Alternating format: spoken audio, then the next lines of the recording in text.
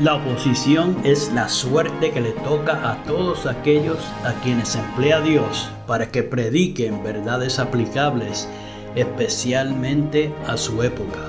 Había una verdad presente o de actualidad en los días de Lutero, una verdad que en aquel tiempo revestía especial importancia. Y así hay ahora una verdad de actualidad para la iglesia en nuestros días. Porque el Señor es el Espíritu. A continuación, el programa Restaurando la Verdad Presente. Muy buenos días, mis queridos hermanos, y bienvenidos a su programa radial Restaurando la Verdad Presente. Les habla para ustedes en esta hermosa mañana Jeffrey Mercado, y hoy tenemos otro tema muy importante preparado para ustedes. El tema de esta mañana lleva por título La Trinidad y la imagen de la bestia. Pero mis queridos hermanos, antes de entrar en ese tema, como de costumbre, vamos a pasar al trono de la gracia para poder comenzar este tema con la autoridad del cielo. Así que mis queridos hermanos, en estos momentos oramos. Padre Santo y Padre bueno, alabamos y exaltamos tu santo y bendito nombre. En esta preciosa mañana venimos ante tu divina presencia dándote gracias por todas las bendiciones que derramas sobre nosotros y por tu invariable amor. Alabado sea tu santo nombre. Te damos gracias por la temática de hoy. Te pedimos que seas tú el que nos dirijas hasta el final y que bendigas a los que sintonicen esta presentación. Te pedimos que los motives a consagrarte enteramente a ti y los santifiques con la presencia de tu Santo Espíritu. Padre Santo, tú has visto cómo se ha ido apartando cada vez más la denominación que tú levantaste para esta hora. Como se han ido abrazando más y más al enemigo mediante la aceptación de sus falsas doctrinas de demonios. Ahora quieren participar de la obra del falso profeta, presentando un nuevo panorama profético para descarriar a tu pueblo aún más, para que no sean apercibidos de los tiempos que vivimos. Ve y juzga, Señor Todopoderoso, y reprende la obra del maligno. Ilumina a tu pueblo, porque te lo pedimos, Padre, en el nombre de Jesús, a quien sea toda honra y gloria. Amén.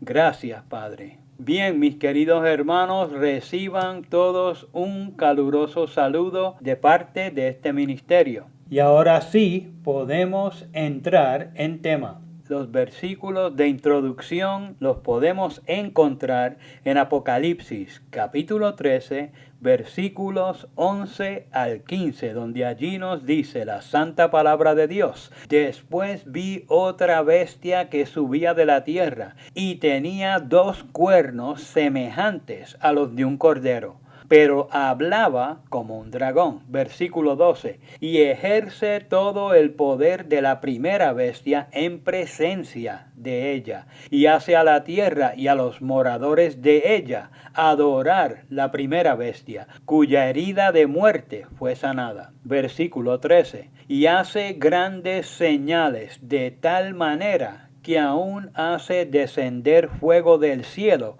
a la tierra delante de los hombres. Versículo 14. Y engaña a los moradores de la tierra con las señales que le ha sido dado hacer en presencia de la bestia, mandando a los moradores de la tierra que le hagan imagen a la bestia, que tiene la herida de espada y vivió.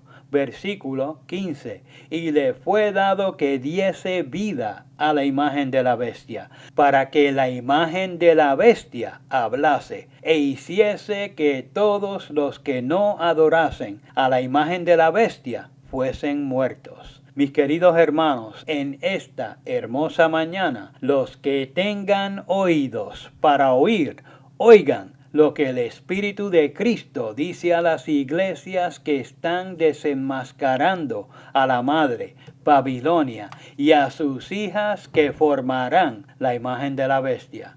En el programa de hoy vamos a estar mostrando el papel importante que juega la falsa doctrina de la Trinidad con la imagen de la bestia. Y esto lo hacemos en el sentido directo de lo que significa imagen de la bestia. La palabra traducida al español como imagen es la palabra griega eikon, o la G1504 de la concordancia Strong. Proviene de la G1503 o la palabra eik, que quiere decir semejanza o parecido. Por lo tanto, eikon quiere decir literalmente estatua o perfil, y figurativamente representación, semblanza o semejanza, imagen. Esto nos deja saber lo que el profeta está presentando o diciendo aquí. En lo hecho por la segunda bestia, la que sube de la tierra, se reconocería su procedencia de la primera bestia, cuya herida mortal fue sanada. Aunque generalmente entre los adventistas la imagen de la bestia es presentada como significando sencillamente que esta segunda bestia une la iglesia y el Estado, o sea, que casa lo que supuestamente la nación norteamericana divorció, eliminando la separación de iglesia y de Estado. Pero este hecho ciertamente lleva mucha más profundidad, y así lo comprendieron los pioneros adventistas. El que la segunda bestia o la bestia que sube de la tierra de Apocalipsis 13 haga una imagen de la primera bestia no solo indica la unión de la iglesia y del Estado, sino que a la vez nos deja saber qué tipo de gobierno sería constituido, por así decirlo, y qué religión sería promovida o qué religión estaría influenciando sobre el gobierno. ¿Y dónde podríamos constatar esto, verlo o conocerlo a ciencia cierta? Pues mis queridos hermanos, mirando a la primera bestia que subió del mar, porque la segunda solo hace una imagen de ella, lo que indica que tanto su gobierno como su religión serían parecidas a la de la primera bestia. Ahora, esto no quiere decir que se convertiría en la primera bestia, no quiere decir que ahora ellos tendrían un papa y en vez de pastores tendrían sacerdotes o algo así por el estilo, sino que promoverían las creencias provenientes de la primera bestia y gobernarían como la primera bestia y en favor de la primera bestia. Y es aquí donde entra la mentira de la Trinidad. La marca de la bestia o autoridad de la bestia es el domingo. Pero el domingo siempre va acompañado de la Trinidad, porque todo proviene del paganismo. Esto se vio en los comienzos de los Estados Unidos y así lo atestiguaron los pioneros adventistas. En la exposición de sus argumentos sobre la propuesta dominical Breckenridge, en sus días, Alonzo Trevor Jones expuso muy atinadamente lo siguiente, cuando dice: por lo tanto, está perfectamente claro que el Distrito de Columbia tiene una ley dominical completa y suficiente, pero su aplicación tiene serias dificultades. Aunque, según la ley del Congreso, todas estas leyes son de fuerza, o sea, aplicables, no todas pueden ser aplicadas. La primera, la relativa a la blasfemia, es clara y doblemente inconstitucional en el que, número 1, al prohibir una negación de la Trinidad, presupone una religión establecida y prohíbe el libre ejercicio de la religión. Y número 2, inflige castigos crueles e inusuales. Mis queridos hermanos, como les dije, esa cita es de nuestro pionero Alonzo Trevor Jones, de su libro Argumentos sobre la propuesta dominical Breckenridge de abril del 1890, la página 72, el párrafo 3. Aquí Jones hace alusión a una realidad que muchos desconocen, que aunque saben que existieron leyes azules o leyes dominicales en los Estados Unidos, la mayoría no está al tanto de que también hubo leyes donde no podía, según ellos, blasfemar en contra de la Trinidad. Este es un claro ejemplo de que el día espurio de descanso o el domingo siempre viene acompañado de la mentira de la Trinidad. ¿Y por qué es esto así? Porque refleja plenamente a Babilonia, la grande, la madre de las rameras, la primera bestia de Apocalipsis 13, que sube del mar. ¿Pueden entender entonces cómo es que el domingo y la Trinidad están en la genética misma de las hijas de la gran ramera? Los que hoy día están defendiendo al papado no lo quieren aceptar ni comprender, pero esto se cae de la mata y donde quiera se puede palpar. Pero mis queridos hermanos, tristemente, no hay peor ciego que el que no quiere ver. Martillando este concepto, Alonzo Trevor Jones nos presenta algo muy interesante cuando nos dice: para presentarlo ante ustedes de la manera más enérgica, primero voy a pasar al final de la decisión y mostrar la interpretación y aplicación que hace el tribunal de la Constitución en lo que respecta a la religión. Después de citar declaraciones históricas que muestran que la religión católico-romana podría ser la religión de esta nación, que establecen la rectitud de los juramentos religiosos como calificación para el cargo, que requieren creer en la doctrina de la Trinidad, la doctrina católica de la Trinidad, por supuesto, y en la inspiración del Antiguo y Nuevo Testamento, y que establecen la rectitud de las leyes dominicales. Después de citar declaraciones que establecen la legalidad de todas estas cosas religiosas, entonces el tribunal cita la primera enmienda a la Constitución, que el Congreso no hará ninguna ley que respete un establecimiento de la religión o que prohíba el libre ejercicio de la misma. Y sobre esto declara rotundamente: no hay disonancia en estas declaraciones. Hay un lenguaje universal que los impregna a todos, que tiene un solo significado. Afirman y reafirman que esta es una nación religiosa. Esta cita es de Alonzo Trevor Jones y fue publicada en la Advent Review and Sabbath Herald del 31 de mayo de 1892 y la pueden encontrar en las páginas 337, párrafo 13 y la página 338, párrafo 1.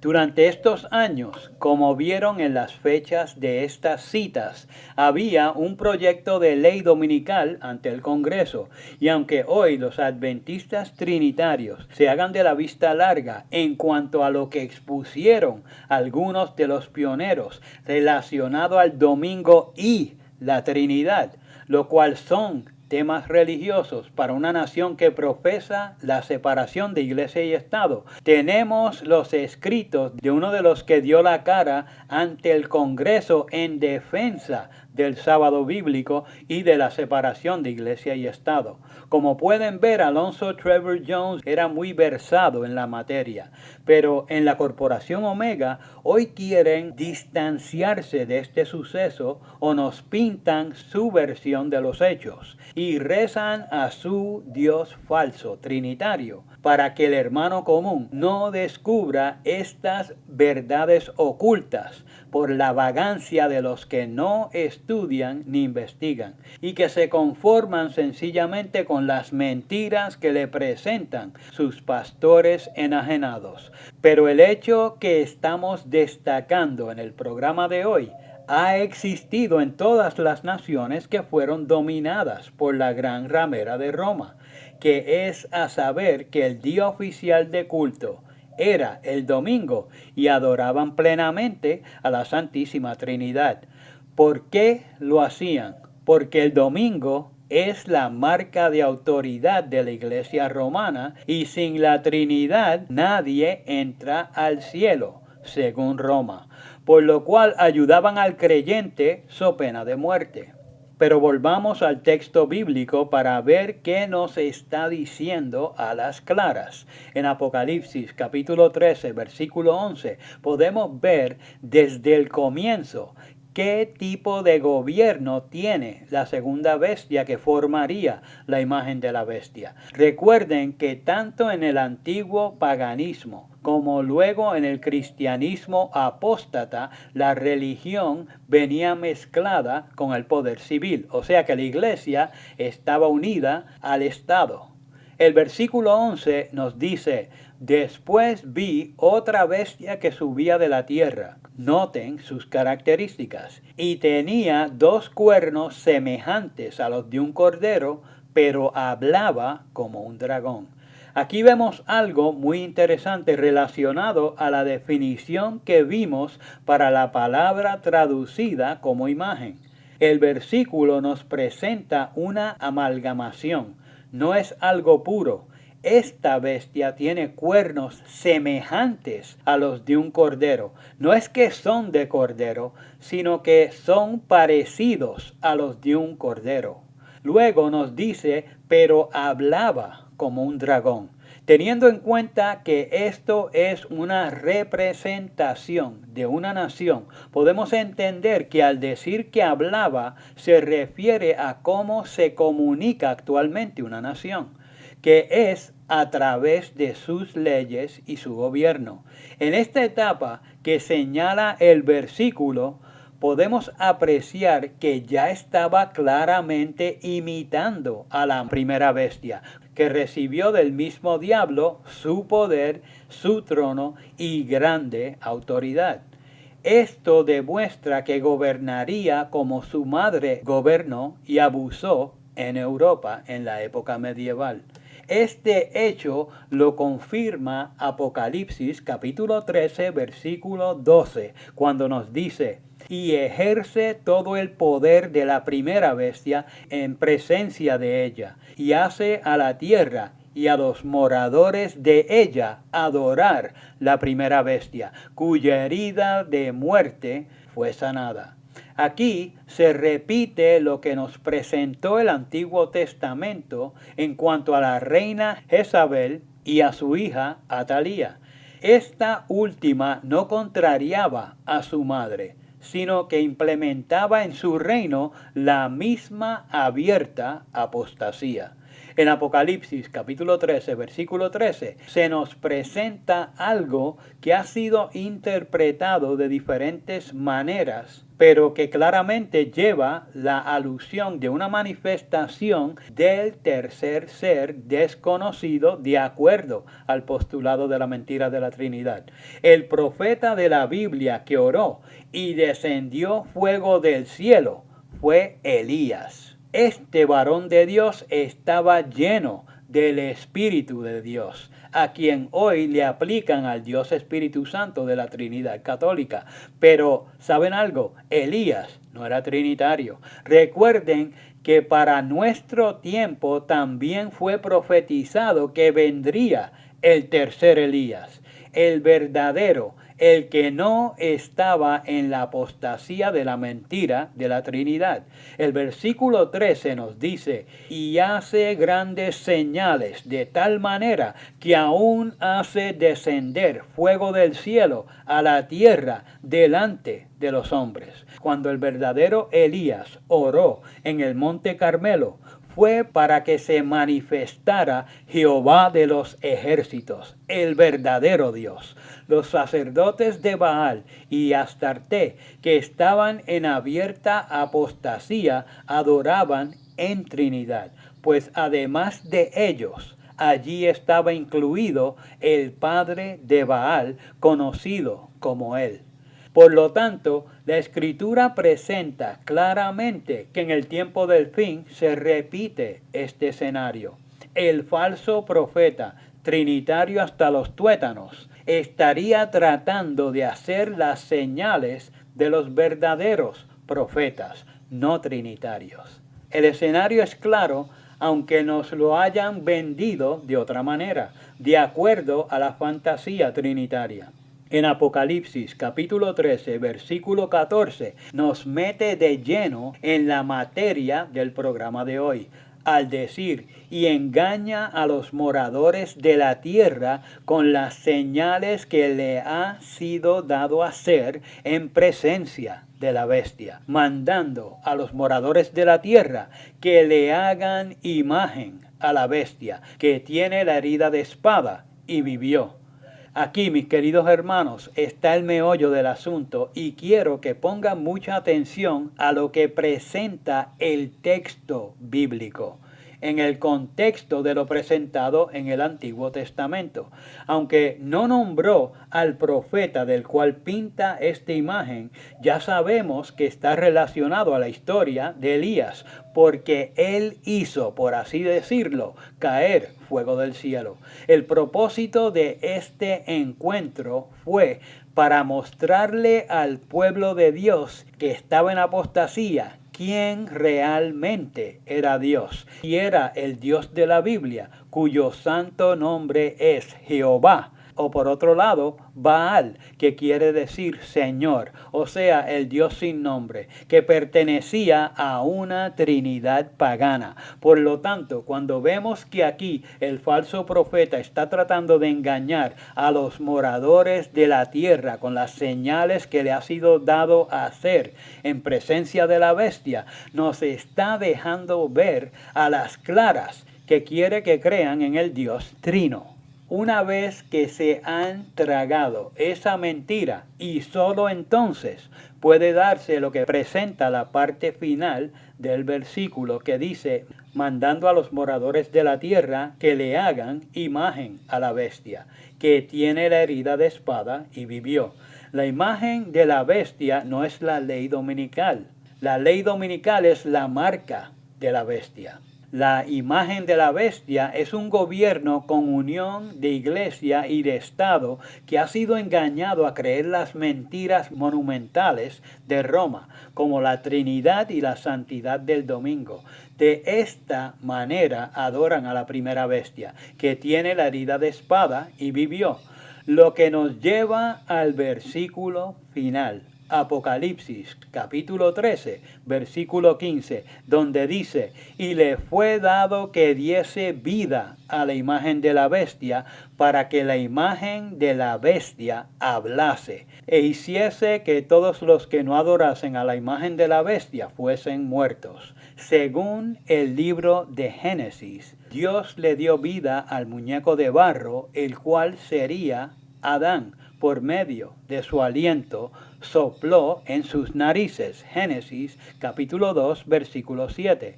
En el Nuevo Testamento encontramos a Cristo nuestro Señor y Salvador con sus discípulos, y en Juan capítulo 20 versículo 22 se nos dice, y habiendo dicho esto, sopló y les dijo, recibid el Espíritu Santo. En esta ilustración vemos que Cristo nuevamente le sopla su propio aliento de vida, no otro ser. En la falsificación, el enemigo hace algo similar para que diese vida a la imagen de la bestia. La sierva del Señor nos dice, el poder milagroso que se manifiesta en el espiritismo. Pausa. Ese poder es el de Satanás y la hueste angelical caída. Pues Satanás, como no es Dios, no puede dar su espíritu. Tiene que recurrir al engaño y, obviamente, a sus demonios. Continúa la cita diciendo, ejercerá su influencia en perjuicio de los que prefieren obedecer a Dios antes que a los hombres. Habrá comunicaciones de espíritus que declararán que Dios los envió para convencer de su error a los que rechazan el domingo, y afirmarán que se debe obedecer a las leyes del país como a la ley de Dios. lamentarán la gran maldad existente en el mundo y apoyarán el testimonio de los ministros de la religión en el sentido de que la degradación moral se debe a la profanación del domingo. Y queridos hermanos, esa cita la pueden encontrar en El Conflicto de los Siglos, la página 577, el párrafo 1. Aquí vemos el panorama que los lleva a promulgar las leyes religiosas o a unir la iglesia y el Estado.